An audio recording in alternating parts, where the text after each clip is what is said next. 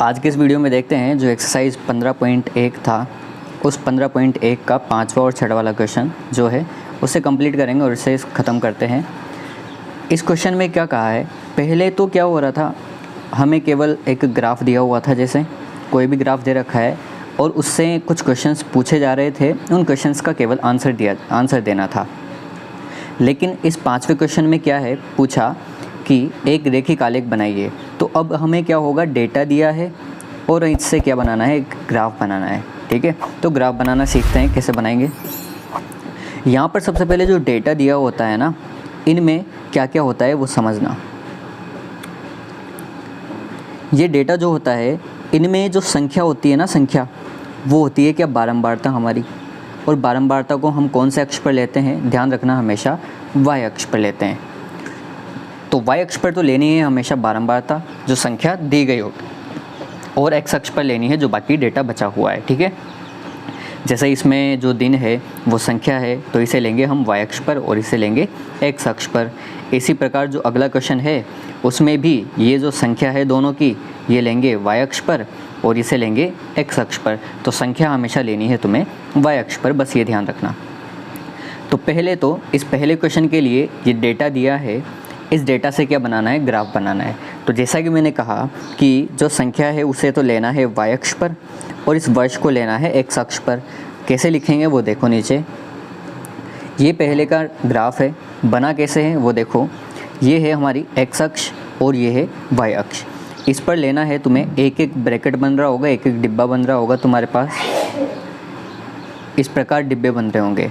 तो एक डिब्बे में जहाँ पर ये है वहाँ पर लिखना है तुम्हें 2003, फिर अगले डिब्बे पर लिखना है 2004, 2005, ऐसे चलते हुए जाना है। और इधर वाला जो डिब्बा है उस पर लिखना है 2, 4, 6, 8 और इस प्रकार चलते जाना है 12 तक, और इधर चलते जाना है 2006 तक। तो ये तो डेटा एंट्री हो जाएगी तुम्हारी x अक्ष और y अक्ष पर। पॉइंट कैसे लगाने हैं वो समझना। जैसे हमें वर्ष में दिया था कि 2003 और दिनों की संख्या दी थी, इसमें कितनी, 8 या 6 जितनी भी दे रखी हो, कितनी दी है। जैसे यहाँ पर दिया है 2003 में कितनी है, 8 है, 2004 में 10 है। तो क्या करेंगे, 2003 पर चलना है पहले तो, और फिर यहाँ से दिन पर चलना है ना, तो दिन कहाँ आएंगे, ऊपर आएंगे, और ऊपर कहाँ तक चलना है, हमें 8 तक चलना है। तो जहाँ पर ये 8 वाली लाइन मिल जाए वहाँ पर एक पॉइंट लगा देना है इस प्रकार। ठीक है, उसी प्रकार 2004 में चलना है तो 2004 तक चलेंगे, और वहाँ से जहाँ तक 10 वाली लाइन है उस बिंदु तक मिला देना है। तो इस प्रकार ये बिंदु हमें मिल जाएगा। उसी प्रकार 2005 वाली हमें देखनी है, तो 2005 वाली को देखना, तो वहाँ बिंदु लग जाएगा। और ऐसे ही 2006 वाली पर क्या लगाना है, एक पॉइंट लगाना है। पॉइंट लगने के बाद ये पॉइंट लगेंगे, तो इन पॉइंट्स को आपस में मिलाना भी है। तो पहले इसे मिला देना, फिर आगे मिलाते हुए जब इन्हें मिला दोगे सभी को, तो तुम्हारा ग्राफ कंप्लीट हो जाएगा। बहुत आसान है ग्राफ बनाना, और बस यही करना है। तो ये ग्राफ इस प्रकार बनने वाला है तुम्हारा। ठीक है, दूसरा क्वेश्चन करते हैं। दूसरे क्वेश्चन में 2 ग्राफ बनेंगे, ये ध्यान रखना। x अक्ष पर तो ये है, ठीक है, y अक्ष पर ये 2 डेटा चलेंगे। किस पर, y अक्ष पर। इन डेटा को लेंगे कैसे वो देखना। सबसे हाईएस्ट मान कितना है, यहाँ पर 12.8 है। ठीक है, और सबसे कम मान कितना है, तो वो है हमारा 11.3। मतलब 11 और 12 के बीच में ही सब कुछ आ रहा है। तो हम ये जो पैमाना मानेंगे वो पॉइंट में मान लेंगे, तो हमारे लिए आसान रहेगा। या फिर डायरेक्ट भी तुम इसे लगाओगे तब भी इसमें लग जाएगा। जैसे x अक्ष पर तो लेना है ये वर्ष जो ले चुके हैं x अक्ष पर, y अक्ष पर संख्या ही लेनी है। लेकिन जो यहाँ पर है स्त्रियों की संख्या और पुरुषों की संख्या अलग अलग है, तो स्त्रियों की संख्या वाला जो डेटा है उसे दर्शा देना इसे डैश डैश वाली लाइन से। तो ये जो डैश डैश है ये क्या है, हमारी स्त्रियों की संख्या है, और जो बिल्कुल लाइन है ये क्या है, पुरुषों की संख्या है। एक तरफ ऐसे दर्शाना है, और बस बिल्कुल वैसे ही जैसे पहले वाले में पॉइंट लगाए हैं ना, बिल्कुल वैसे ही हमें पॉइंट लगाने हैं। जैसे इसमें पॉइंट लगाए ना 2003 से 8, तो इसमें भी क्या करोगे, 2003 से 12 और 2003 से ही 11.3। इस प्रकार 2 पॉइंट लगाने हैं बस। जैसे ये ग्राफ है और यहाँ है 2003 और यहाँ आ जाएगा तुम्हारा 11 और यहाँ आ जाएगा 12, इनके बीच में ही 10 पॉइंट है ना, तो 11.1 भी यहाँ होगा, 11.2 भी यहाँ होगा, 11.3 भी होगा। तो उस 11.3 जहाँ पर आ जाए वहाँ 11.3 पर एक पॉइंट लगा देना इस प्रकार, और 12 पर भी लगा देना बिल्कुल वहीं से, ठीक है। तो ये दोनों पॉइंट लग जाएंगे। लेकिन तुम ऐसा करना, सबसे पहले तो एक का ही पॉइंट लगाना, जैसे केवल पुरुषों का पॉइंट लगा देना इस टेबल के साथ।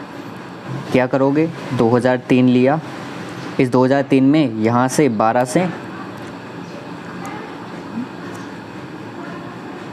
जैसे 12 आ गया ना, तो 12 पर एक पॉइंट लगा देना, फिर 12.5 पर लगा देना, फिर 13 पर लगा देना, 13.2 पर लगा देना, 13.5 पर लगा देना। इस प्रकार तुम्हारा ये ग्राफ तो एक बन जाएगा, ठीक है। तो एक ग्राफ तो इसका बना देना। फिर दूसरी बार में क्या करना है, स्त्रियों की संख्याओं का ग्राफ बनाना है। तो ये जो ग्राफ बनेगा तुम्हारा, ये देख लो किस प्रकार बनेगा। ये ग्राफ बिल्कुल इस प्रकार तुम्हारा बनने वाला है, ठीक है। करते हैं अगला क्वेश्चन। अगले क्वेश्चन में क्या कहा, एक डाकिया किसी नगर के पास ही स्थित एक उपनगर में एक व्यापारी को पार्सल पहुंचाने के लिए साइकिल पर जाता है। विभिन्न समयों पर नगर के उसकी दूरियां आलेख के द्वारा दर्शाई गई है। मतलब नीचे एक आलेख दिया हुआ है और कुछ क्वेश्चंस पूछे हैं। ऐसा क्वेश्चन तो पहले भी कर रखा है, ठीक है। अभी आलेख देखते हैं। सबसे पहला क्वेश्चन तो क्या पूछा इन्होंने कि एक्स अक्ष पर समय दर्शाने के लिए क्या पैमाना प्रयोग किया गया है। तो हमें पैमाना बताना है, जो पैमाना हम मान रहे थे ना, वो पैमाना बताना है हमें कि एक्स अक्ष पर क्या लिया हमने। तो एक्स अक्ष पर 4 इकाई बराबर 1 घंटा लिया है। क्या लिया है, 4 इकाई में 1 घंटा। मतलब जहाँ पर तुम 4-4 डिब्बे छोड़ रहे हो, वहाँ 4-4 डिब्बों में इन्होंने 1 घंटे का समय लिया है। ज़रूरी नहीं हम 4-4 डिब्बे छोड़ कर ही लें, एक डिब्बे में 1 घंटे भी ले सकते हैं, ठीक है। लेकिन इन्होंने क्या किया है, जैसा ग्राफ दिया है ना, उस ग्राफ के अनुसार हमें बताना है। ये देखो यहाँ पर इस प्रकार ये जो ग्राफ दिया है ना इन्होंने, इसमें ये 4 डिब्बे छोड़ रखे हैं, 1 2 3 और 4। तो 4 डिब्बे हैं ना, तो 4 डिब्बे का मतलब 4 इकाई हो गई ये, ठीक है। 4 सेंटीमीटर हो गया। तो 4 सेंटीमीटर में कितने घंटे माने इन्होंने। अब ये घंटे में दी है तो घंटे लिख देंगे डायरेक्ट। हम इकाई लिखते हैं ना कि 1 सेंटीमीटर बराबर 2 इकाई, ऐसे लिखते थे। तो इकाई हमें पता नहीं थी ना, इसलिए इकाई लिखते थे। लेकिन यहाँ पर इकाई तो हमें पता है ना, ये घंटे हैं, ठीक है। तो हम क्या कर रहे हैं, 4 सेंटीमीटर में कितनी इकाई ली है हमने, 1 घंटा लिया है। 4 सेंटीमीटर में क्या लिया है, 1 घंटा लिया है, ठीक है। तो इस प्रकार हमें दिख रहा है कि 4 सेंटीमीटर में 1 घंटा है। और दूरी पर क्या लिया है, दूरी का नहीं पूछा हो तब भी क्या लिया है, एक डिब्बे में कितना लिया है, 2 मान लिया है। तो एक्स अक्ष पर 4 सेंटीमीटर में तो कितने मान लिए हैं, 1 घंटा लिया है, ठीक है। तो इस पहले का आंसर क्या हो जाएगा, वो हो जाएगा कि एक्स अक्ष पर समय दर्शाने के लिए 4 इकाई बराबर 1 घंटा लिया है हमने। दूसरा क्वेश्चन क्या पूछा कि उसने पूरी यात्रा के लिए कितना समय लिया, टोटल मिलाकर के कितना समय लिया उसने, वो देखते हैं।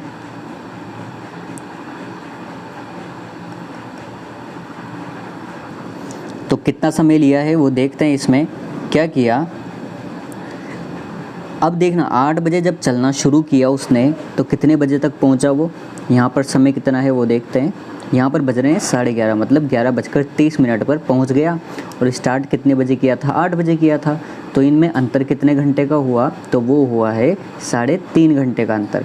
मतलब यहाँ से यहाँ तक जो इसने यात्रा की, टोटल मिलाकर कितने घंटे का समय लगा उसे, 3.5 घंटे का समय लगा। तो हम यहाँ लिख देंगे कि डाकिया द्वारा पूरी यात्रा में लिया गया समय 11:30 - 8 बराबर कितने घंटे, 3.5 घंटे हो जाएंगे। अब करते हैं अगला क्वेश्चन। व्यापारी के स्थान की नगर से दूरी कितनी है। तो स्थान से नगर की दूरी कितनी है, स्थान की कितनी है, 0। और नगर की दूरी कितनी है, कहाँ तक गया है ये, ऊपर मिलाकर के 22 मीटर, 22 किलोमीटर। तो कितनी दूरी है, 22 किलोमीटर की दूरी है। कि फिर क्या पूछा, डी वाला। अगला क्वेश्चन पूछा है कि डाकिया रास्ते में कहीं रुका, कि डाकिया कहीं पर रुका है क्या। देखते हैं डाकिया कहीं रुका है क्या, कहाँ रुका है डाकिया। ये देखो यहाँ पर रुका है ना। रुकने का मतलब क्या हुआ, उसने कोई दूरी तय नहीं की। अब देखो यहाँ से यहाँ 10 किलोमीटर है, 10 किलोमीटर से अगले 9 से 10 बजे वो इतने किलोमीटर चल गया, मतलब 16 तक पहुँच गया। तो 6 किलोमीटर की दूरी तय कर ली। लेकिन वो 10 से 11 बजे तक, देखो 10 बजे भी उसकी दूरी 16 किलोमीटर ही थी, तो 11 बजे भी उसकी दूरी 16 किलोमीटर ही थी। मतलब वो इस 1 घंटे में रुका होगा ना कहीं, तो हमें एक दिख गया यहाँ पर। तो क्या लिख सकते हैं हम इसका आंसर कि हाँ, डाकिया रास्ते में रुका था। किस समय कितना था? 10 बजे से 10:30 बजे तक प्रदर्शित होता है कि वह रास्ते में कहीं पर रुका था। ठीक है। और ई वाले का आंसर क्या हो जाएगा? ई वाला पूछा है किस अंतराल में चाल सबसे अधिक थी? किस अंतराल में चाल सबसे अधिक है?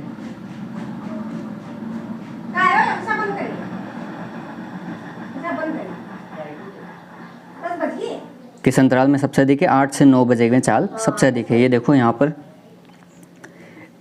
सबसे ज़्यादा यहाँ पर ग्राफ जा रहा है, 1 घंटे में ही 10 किलोमीटर पहुँच गया। तो सबसे अधिक चाल कहाँ पर है? 8 से 9 बजे के बीच में। और यहाँ पर क्वेश्चन खत्म होता है। बहुत ईजी क्वेश्चन है तो, और ऐसे ही क्वेश्चंस और ऐसा ही सॉल्यूशन चाहिए तो चैनल सब्सक्राइब करके रख लेना।